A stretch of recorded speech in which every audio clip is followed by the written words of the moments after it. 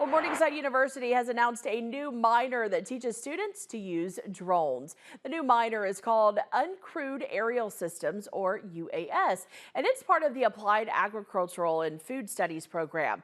This new minor is to meet the demand with drones in the agricultural industry. So students who actually complete the minor, they're going to have specialized knowledge in drone operation, data management, and regulatory compliance. It will also let students use drones to learn agricultural settings like crop and soil analysis and even environmental mapping. The curriculum is filled with hands-on work, and for more information about the upcoming curriculum, you can find it in this story. We have the information for you on ktiv.com. Well, you know what?